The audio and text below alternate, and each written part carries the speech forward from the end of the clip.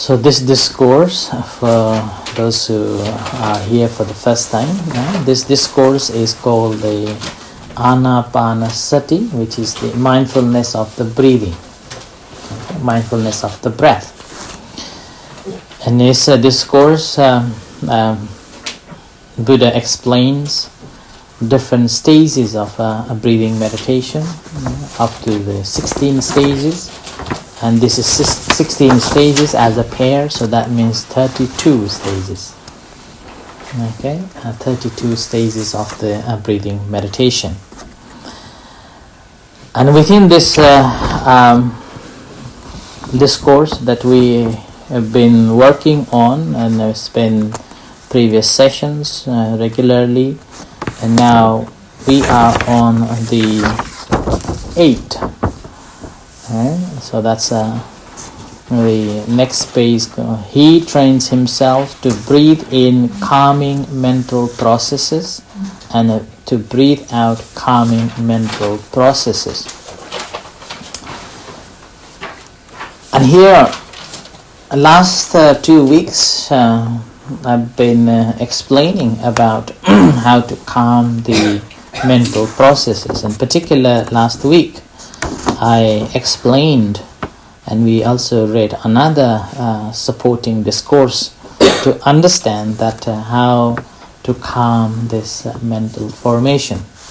So first of all, we have to understand that a mental formation, in order to form a mind, we have to have a two. Right? So that's the feeling and a perception, right? Feeling and perception creates the mind. And now we are contemplating on how to quieten this mind, how to quieten this formation of this mind. And then we spend a lot of time on the feeling, on the feeling, that how to quieten this feeling.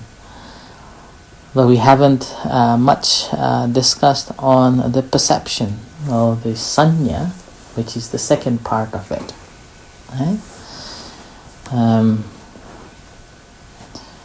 So to understand this perception, now we have to understand one thing.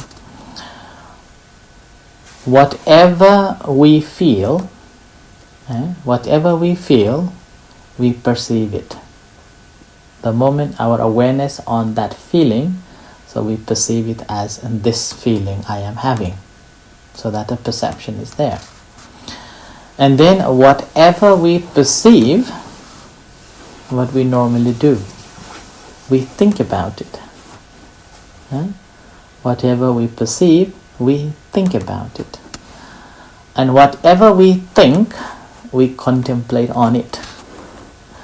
We ponder on it. We think on that. Furthermore, whether that is good, bad, want, not, don't want, like, dislike, pleasure, not pleasure, goes on. And that is called, in a Buddhist term, it's called papancha. Have you ever come across with this word? Papancha. Right? It's one of the hard one to translate, but the good simile I can give you is like there is a saying, you are running like a hidden chicken. Right? Is that right? Headless chicken. Headless chicken. You are running like a headless chicken. And like that. So you are running and running and thinking and thinking. And another simile is like you are in a mill of thought. Mill of thought. You're creating thought after another, creating again and again, non-stop. Now you can ask yourself, are you the one like that? Endless thinking. And then, now if you are mindful, then what happens? The moment when you know that I am thinking, that mill stops. You're not running, you're not chasing after that thinking. Right? So, practice of a mindfulness meditation is to recognize that I am thinking. The moment when you say I am thinking, then that stops. Alright? But the problem is, because we are not skilled yet, that stopping doesn't last long. We straight away take another. We straight away create something else again and again, and moves on like that. Right? So to support this, again, rather than me explaining, I want to read another discourse. Okay, so if you want to read another, there are three, or at least two discourses comes. One is in Digha Nikaya, okay, the long discourses. It's called a Sakkapanha Sutta, the question of the Lord Indra, Sakka. Okay, in that section, in that discourse, there is a section called dealing with the feelings. Dealing with the feelings, and here explains how our feeling processes towards the creating of a liking and disliking, and then creating into the further on causing happiness and unhappiness, like that, and then how to stop that.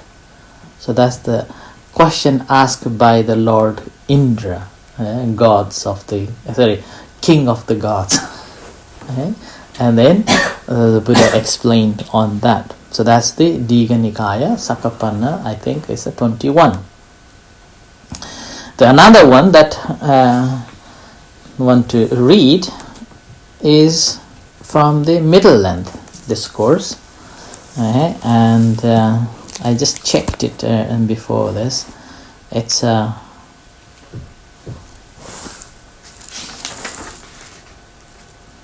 it's 18.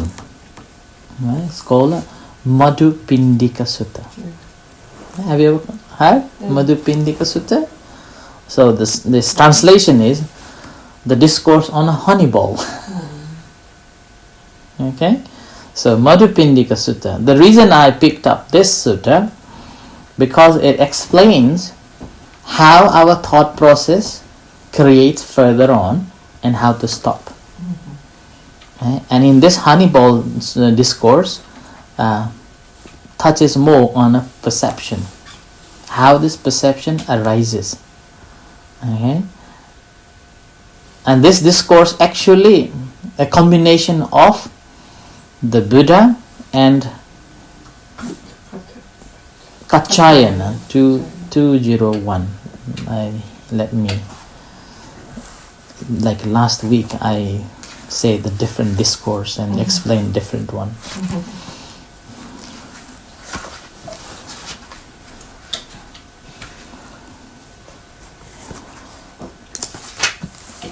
So this is initially Buddha met with a gentleman who asked about the conflict, and then Buddha explained this gentleman the cause of the conflict, and then the same story that Buddha come across with this gentleman and discussion, Buddha told certain monks in the monastery. Okay, certain monks in the monastery, but Buddha didn't explain in detail. So these monks puzzled what that mean. So then they went to see this Venerable Kaccayana, right? Venerable Kaccayana, and this Venerable Kaccayana was one of the great elaborator, one who could explain very detailedly, like similar to another monk Sariputta, who was the same similar to the Buddha in terms of the knowledge. And then all the monks, those who heard, when the Buddha was there, they felt what an amazing teaching that the Buddha gave, and they were just thinking of it despite of knowing exact what that means. and didn't ask to the Buddha. When nobody asked, the Buddha simply left. And after Buddha left, they puzzled again. Oh, we should have asked the detailed explanation of this one. Then they thought of whom should we go to ask. Then this Venerable Kachayana, so they approached to the Venerable Kachayana and then asked the question. And then Venerable Kachayana gives a simile, a very interesting simile, like in a way indirectly telling them off. Saying that, oh, somebody wants to find the heartwood, and it goes on to find that and finding, and then after seeing the tree, rather than taking the heartwood, taking the branches and the leaves, and then coming to and thinking that these are the one. And then the Buddha Kachayana said, basically the simile was, you met the heartwood, but you didn't take the heartwood, but taken only branches and the leaves, and now you come to me. Like that. So and then but however, he was also very kind, and then he explains further on that. So this is the discourse on that. Okay, this is quite a long one as well. Okay, what is the name, you said? This is Madupindika Sutta, honey bowl. Okay, so 18, Majjhima Nikaya 18. And what is 21, you said? 21 is a Sakkapanna from Digha Nikaya. But not entire, this entire discourse is not on that, but you have to just go and find out only the section on the feelings and perception. Right? What is 21, you said? Sakkapanna. Okay, so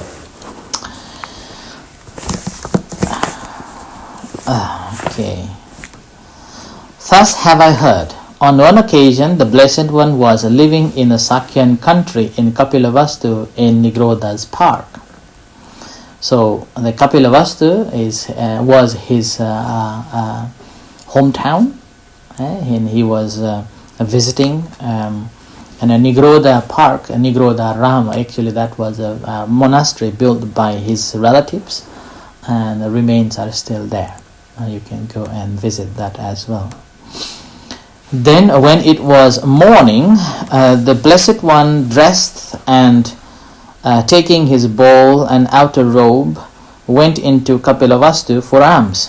So when he had wandered for alms in Kapilavastu and had returned from his alms round, after his meal he went to the great wood for the day abiding, and entering the great wood sat down at the root of a tree for the daily abiding. Right? This is also known as a Mahavana. This is the place also, one of the very famous, another discourse. It's called the Mahasamaya Sutta, also was given here. One of the very long and very and one of the discourses that the celestial beings love it. Right? So that's they call a Mahasamaya. Okay? That's also this in this park. Dandapani, the Sakyan, while walking and wandering for exercise, also went to the great wood. Now, remember, it is not just now the walking for in the morning, walking for the health. Even those days when you are getting older, so you are going for the exercise in the morning with the stick in your hand. So Dandapani means a person who has got a stick in his hand. So he was walking in the woods for exercise. And then he met the Buddha. Okay? So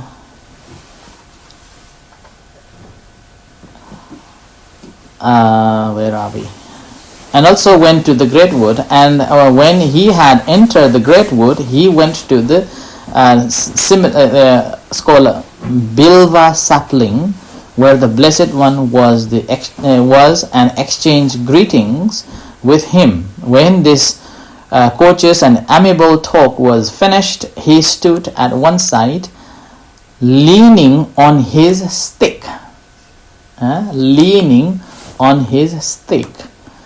asked the Blessed One, "What does the reckless assert? What does he proclaim?" So he was asking a bold question. What do you teach, basically? So he's asking to the Buddha, what do you teach? Okay? And then the commentary says, so he was leaning this way and then asked the question, what do you teach? And after that he moves his this stick towards there and then leans like this to listen the answer. Okay? And then the Buddha said, "Friend, I assert and proclaim in such a way that one does not quarrel. Okay? One does not quarrel with anyone in the world, with its gods, its maras, and its Brahmins. In this generation, with its reckless and Brahmins, its princes, and its people, in such a way that perceptions no more underline that Brahmin who abides detached from essential pleasures, without perplexity, shorn of a worry, free from craving for any kind of a being." Right? So he said that. Do you understand? What does it mean? Huh? Do you understand? So when this was said, Dandapani, the Sakyan shook his head. Shook his head, wagged his tongue, and raised his eyebrows until his forehead was puckered in 3 lines. Then he departed, leaning on his stick. Right? So what is the cause of a quarrel that we are facing nowadays? Or you can think of quarrel, fighting. What is the cause of that fighting? Thoughts. You're fighting with your thoughts. You can think of what is the cause of the fighting or quarreling, conflict. Desire, cravings, Expectation. Right. What else? The greediness for power. Greediness, okay. What else? What else you can think of? Disagreement. Power, and then this discourse actually explains about these quarrels and conflict, and the root cause of that quarrel and conflicts that we are facing. We can ask ourselves. You can think of yourself whenever you have a dispute or disagreement with somebody, someone, on some agenda, some issues. Why? Ask yourself why. Why I disagree? You try to entertain that in our mind. Entertain in your mind? Manya. Conceit? Now, okay, current issue. I bring you, so you can think of that current issue between Israel and Palestine. Okay. Yeah. Your perception. Okay, what do you think of that cause of the quarrel? USA.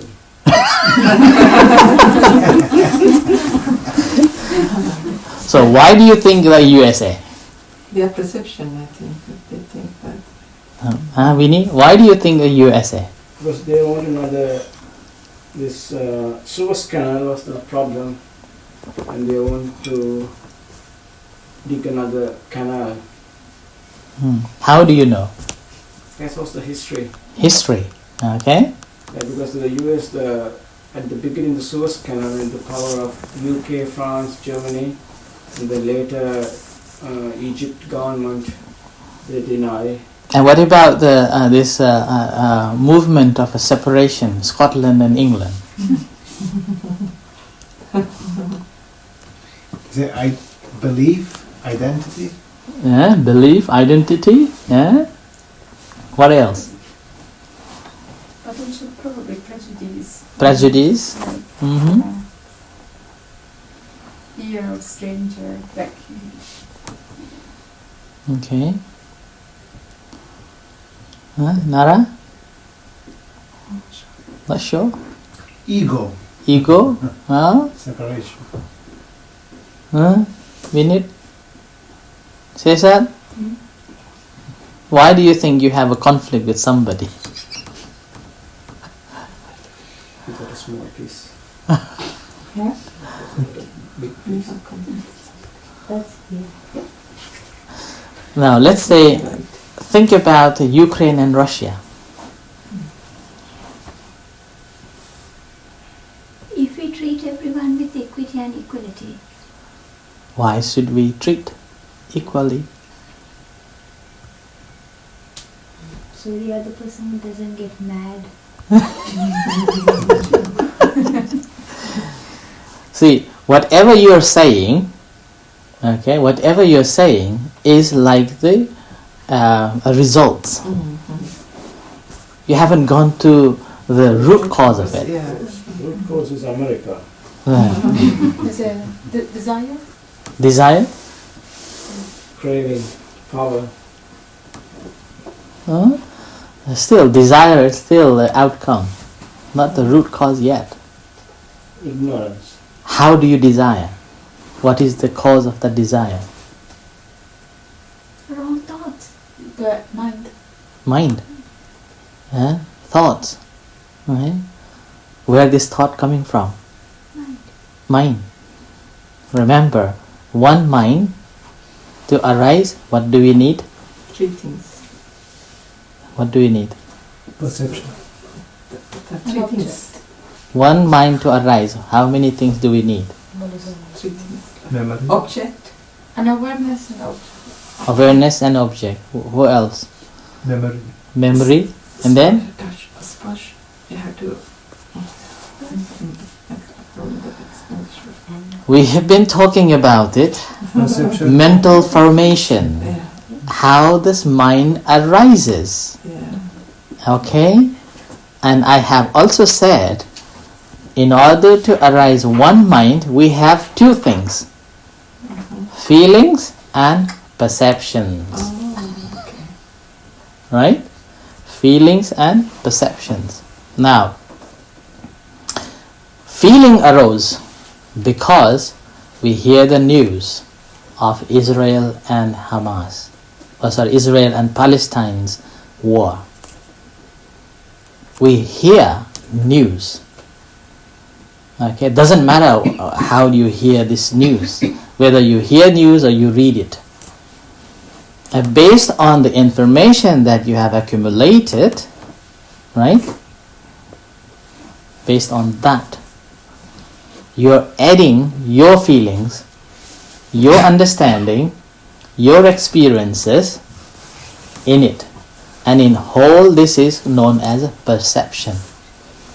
You're adding perception to it. Okay? And with that, what happens? You are defining it into your own desire. I wish it is this and it is that. I like do's and don'ts, like and don't like. Okay? So this will tell you from here. Okay? And how to finish or how to end this quarrel, the practice of a meditation helps you to recognize these processes, and before it transform it into liking and disliking, pleasure and displeasure, you become a neutral, seeing just as seeing, knowing just as knowing, Hearing, just the hearing. You do not put any perception to it at all. Right? And then with that, there is no thought process.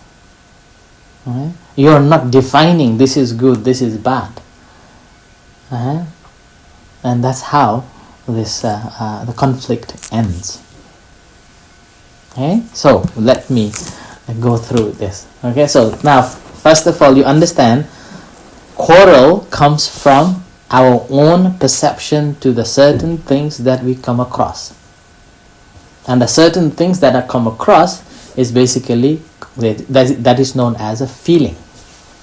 So we hear something, and that's how the spark comes, and that spark is feeling. So we are being biased on. We are biased from our own experiences, what we know, and we defined it. And then when we defined it, somebody against with it, we put self in it. What I know is the right, not what you are saying. And that's how conflict begins. Right? So this I comes later. The moment when you attach to your view. The moment when you are thinking that what I'm thinking is right or wrong. That moment you project yourself that this is me. I am thinking and this is what I think is the right. And then when somebody against with it, you are wrong. You are wrong. And then if they kind of a protest, you would try to suppress in any ways and any different activities, simply to get the power over, saying that I am the one who is right, not you. And that's exactly happening. All the quarrels, all the wars, that's happening. Right? Because I think you are doing wrong. So I am looking from my understanding and defining what you should be doing. Like that. So this is coming from here. And how to quieten the quarrel. Okay. Rather than my comments, let's go. Okay.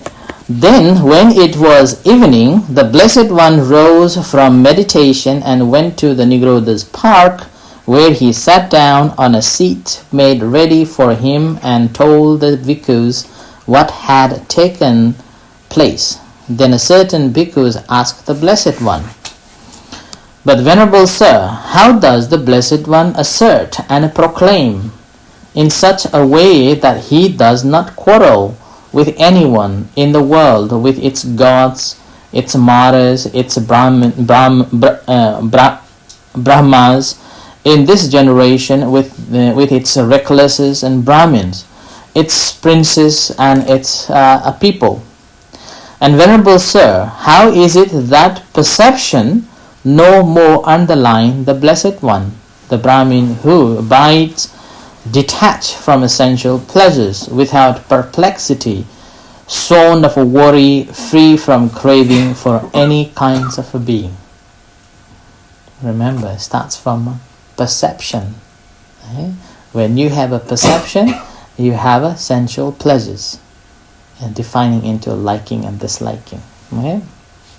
And then the Buddha further said, "Because as to the source through which perceptions and notion, mental proliferation beset a man, if nothing is found there to delight in, welcome and hold to, this is the end of the underlying tendency to lust, of the underlying tendency to the aversion, of the underlying tendency to the views, of the underlying tendency to doubt, of the underlying tendency to the conceit, desire of a being, ignorance, and then this is the end of resorting to rods and weapons, of quarrels, disputes, recrimination, malicious words, and false speech.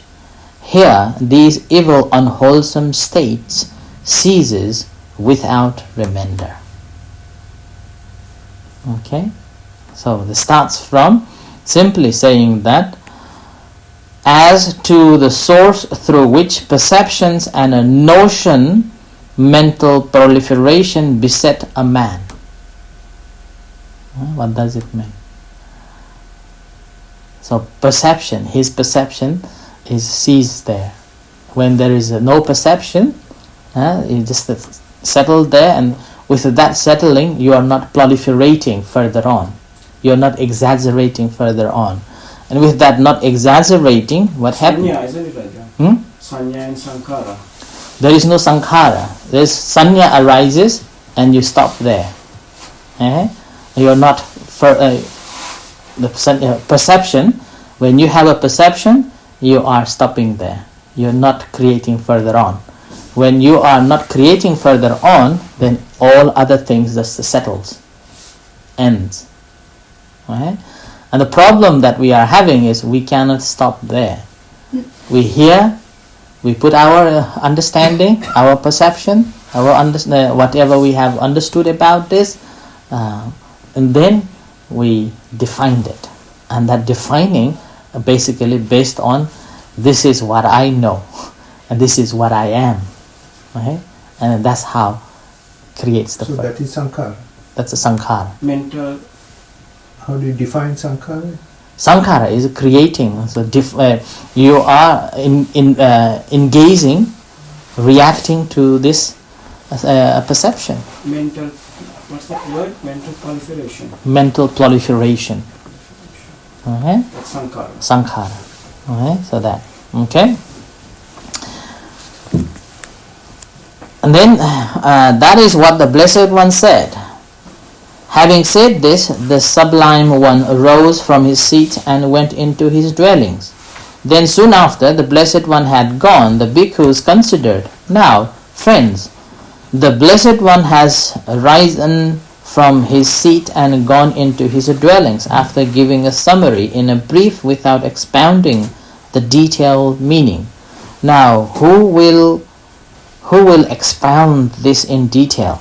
And then they consider the Venerable Mahakachana is praised by the teacher and esteemed by his wise companion in the holy life. He is capable of expounding the detailed meaning. Suppose we went to him and asked him the meaning of this. So I'm not going to read all. Okay, I'm going to skip.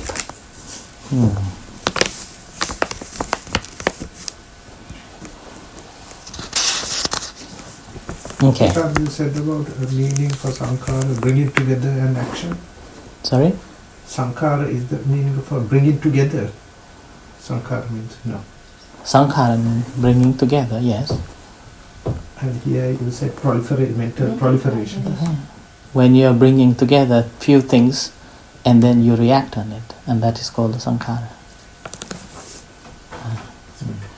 Okay? So stop at the perception. No, not stopping at the perception. There are many different stages to stop. But this one is talking about stopping at the perception. 2 weeks ago, and 2 week sessions that we were discussing, we were stopping at the Vedana, feeling. Okay? So now we are on this discourse, it's concentrating on the perception, the memories. Okay? Our perception. That means it has escalated to the next level. Yeah, yes. And this is simply to quieten our mind. Okay? So the mind quietens only the moment when this feeling and perception quiets. As long as there is a feeling which is active, okay, as long as this perception is active, then the mind is active. So you are always creating something. Okay, and the practice of a mindfulness meditation is recognizing this feeling and a perception as they truly are. Okay, when you recognize them as they truly are, you are not taking that feeling as me, mine. You're not taking this perception as me, mine. You just withdraw yourself. Right? You withdraw yourself from those, and then you're recognizing these in its true nature, that this is not mine, this is not me, this is not I am. Simply seeing that these are conditioned, created because of my ignorance, and I put my view, I put my understanding, which is again influenced by greed, hatred and delusion, and also oftentimes fear. Right? And we define that, and that's how the mind continues. Right? Whereas when we are developing our awareness, mindfulness, what happens that we able to stop there. When it comes, we recognize that this is coming. Right? This is coming, and it just stops.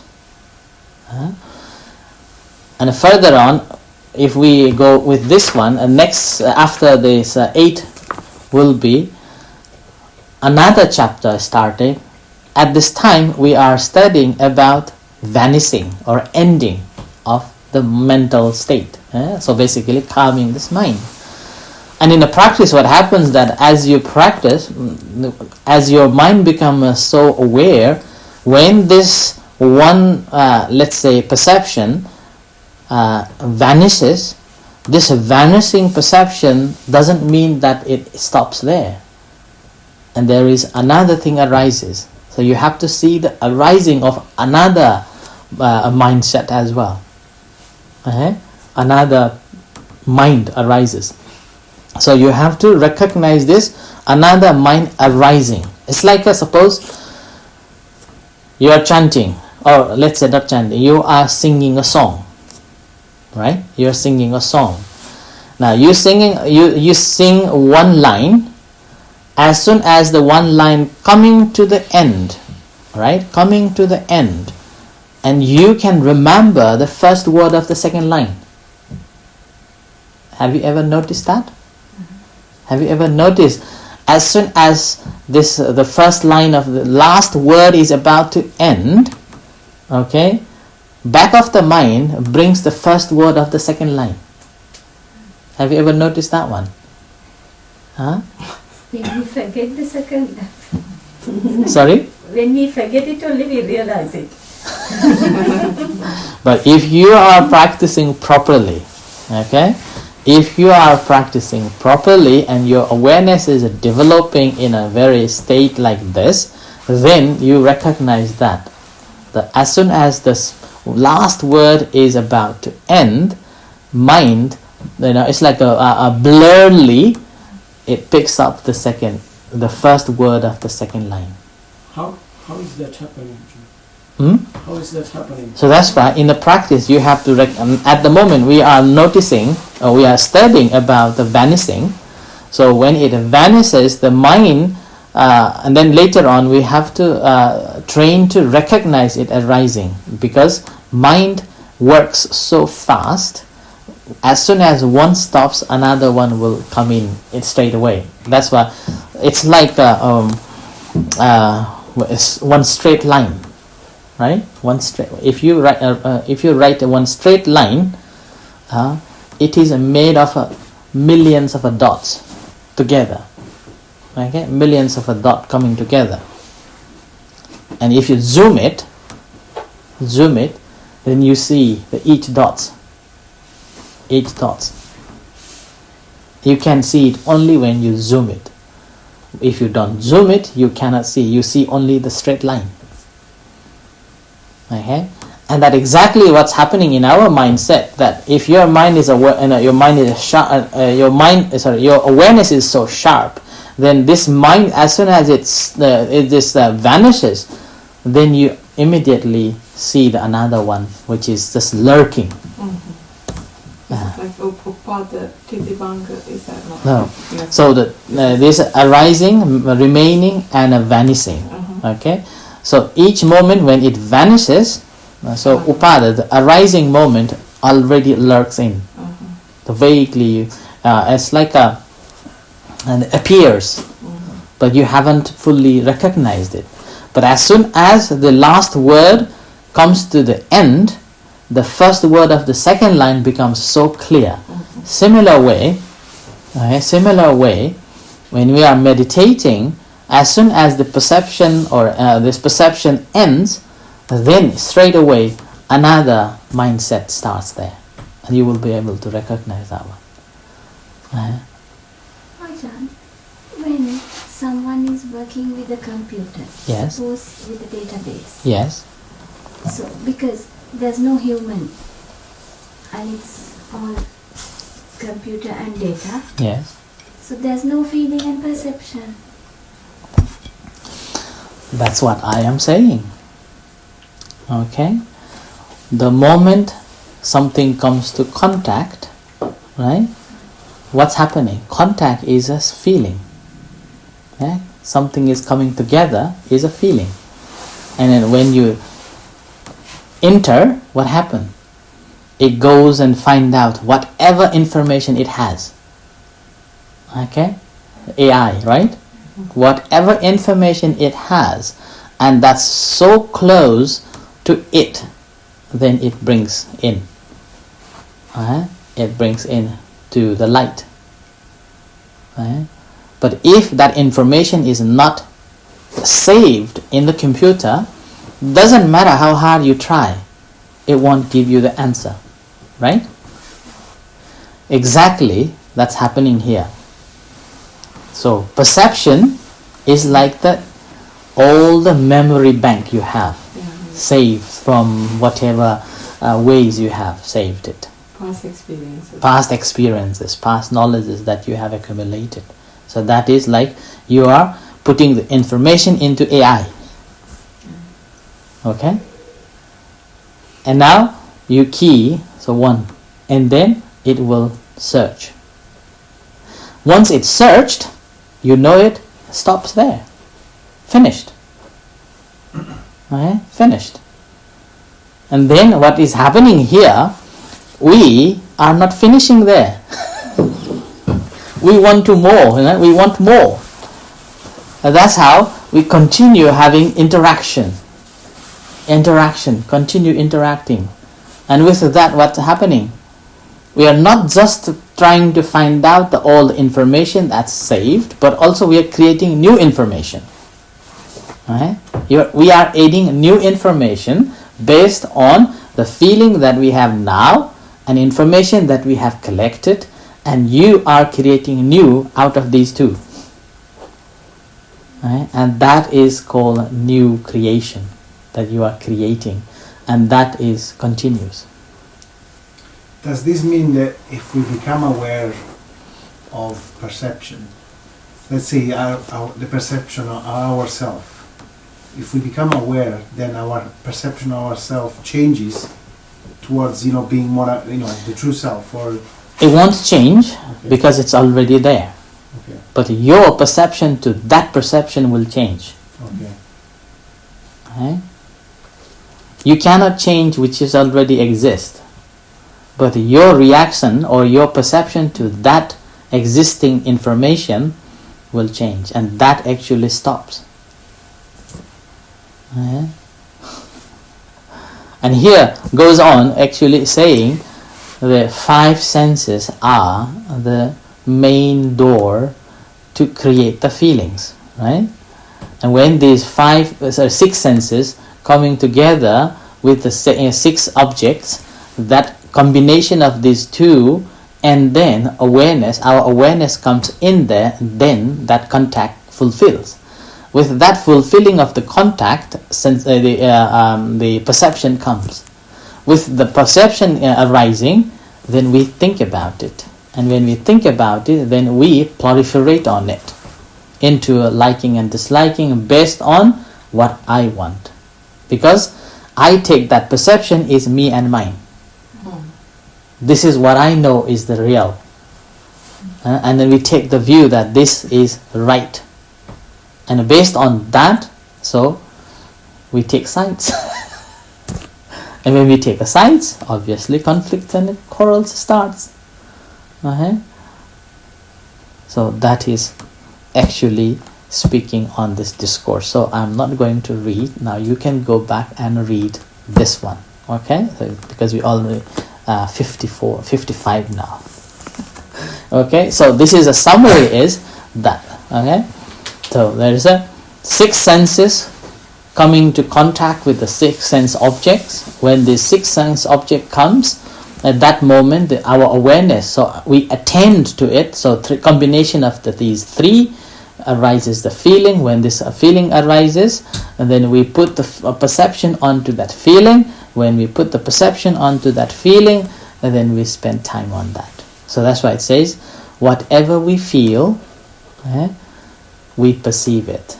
Whatever we perceive it, we think about it. Whatever we think about it, then we proliferate on it, and that is the root cause of the troubles.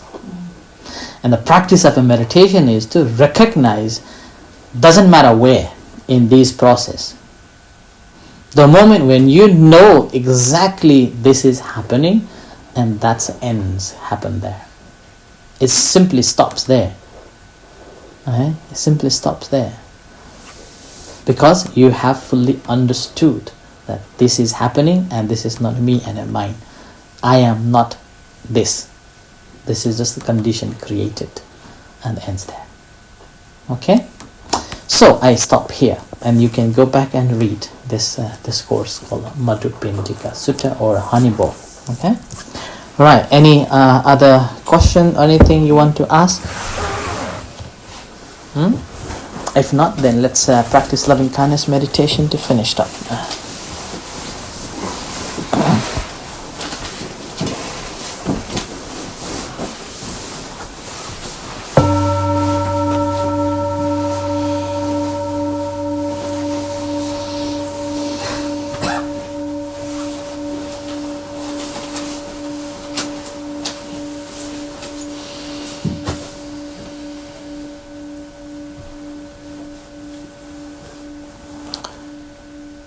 Okay, sitting in a comfortable position, relax yourself and spend some time observing the breath.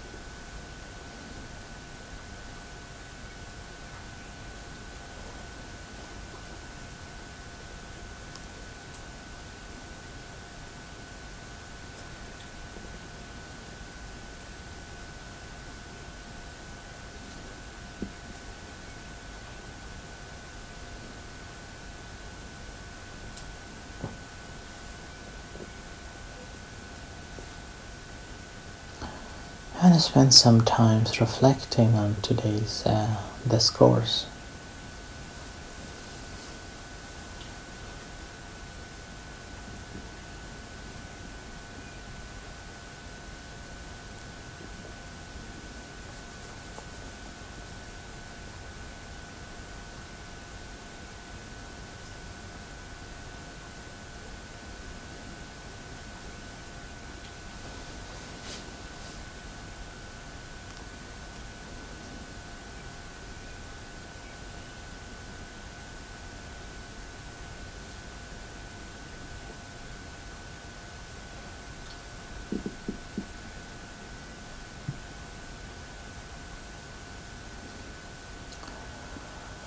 Now we'll practice loving kindness meditation, so bring your attention to observe the feelings in your body. Whatever feelings in your body, be aware of it.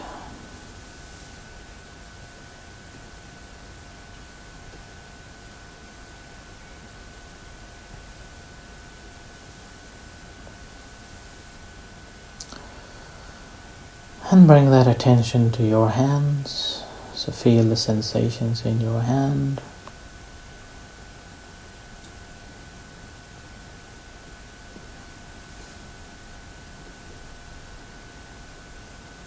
Shifting that attention to your heart.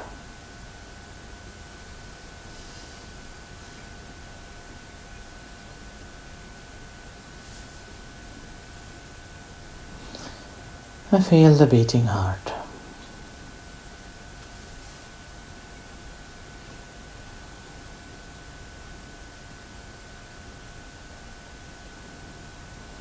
You may take a long deep breath to feel the beating heart, or you may put your hand on the chest,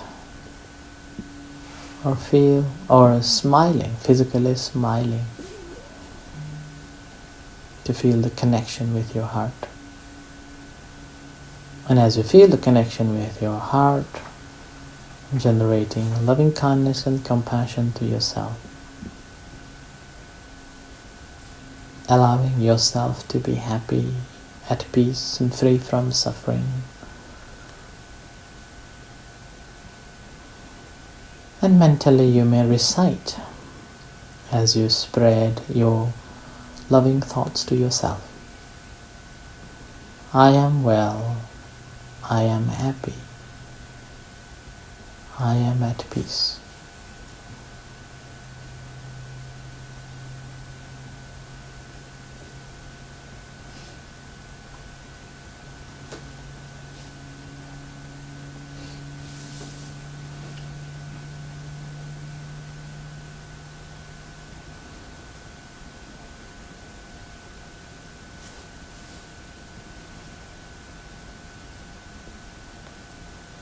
We often forget to share these loving thoughts to ourselves. So this is an opportunity to share it to yourself.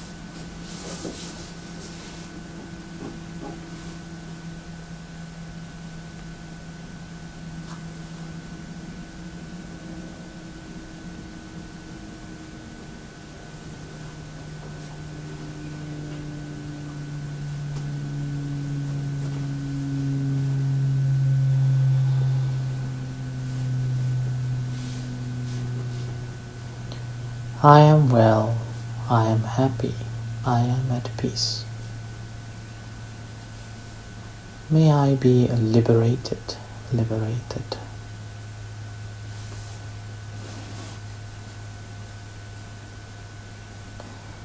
Similarly, sharing loving kindness and compassion to all other sentient beings, starting from near dear one, or any particular person that you think that they need at this time. So bring into your mind of that person and sharing these loving thoughts. May you be well, may you be happy, may you be at peace, may you be free from suffering. May you be liberated, liberated. And expanding it to all other sentient beings, far and wide, whatever beings there are, visible and invisible beings in this room, in this city, in this country, on earth, in the universe. Whatever beings there are, may they be happy, may they be at peace, may they be free from suffering, may they be liberated, liberated.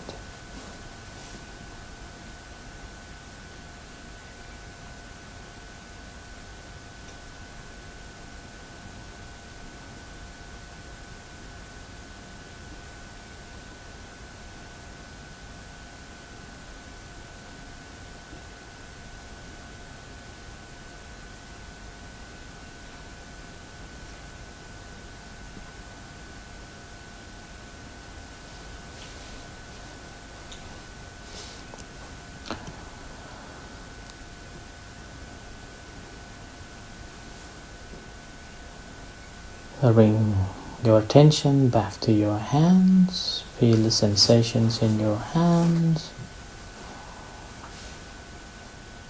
and to your body. Feel the sensations in your body.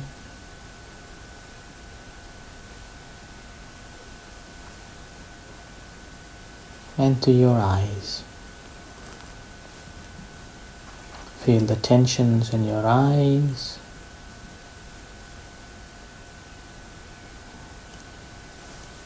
Generating intention to open your eyes as you hear the gong, and reflect for a few moments.